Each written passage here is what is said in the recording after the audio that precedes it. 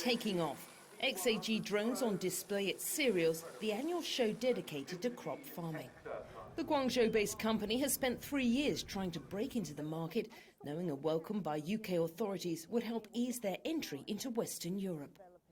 UK market for us is very important because it's not only for the UK but also for the whole Europe, because for the neighboring countries, actually they keep a close eye on the development in British markets, and not only for the regulations but also for other scenarios.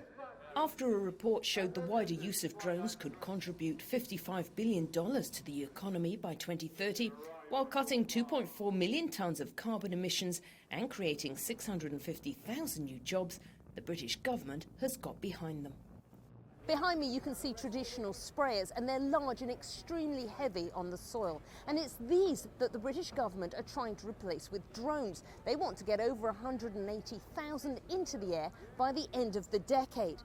Farmers can now apply for a 60% grant towards the cost of agricultural drones, while UK regulators have also cleared the spraying of a commonly used pesticide, slug pellets.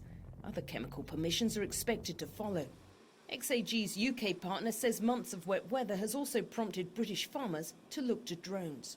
They can lose their entire crop to slugs because they can't get on to treat them at the right time. And it is about doing it at the right time. Slugs come out when it's wet. Tractors can't go in the field when it's wet. So the farmer is desperately waiting for it to get dry enough that he can get on with his tractor while watching the slugs eat all of his fresh emerging crop. The changes and incentives are leading to a growing number of people investing in drones to offer Uber-style services in painting, seeding and now spraying chemicals. The business with the drones is absolutely new in the UK, and farmers didn't use the drones previously for the fields or for the greenhouses cleaning. So we're learning about the industry, we are helping guys to form the market. XAG is not the only tech company looking to revolutionise traditional farming practices, with robots an increasingly common sight. If we target pesticides apply them in a more targeted way, we're going to dramatically reduce usage.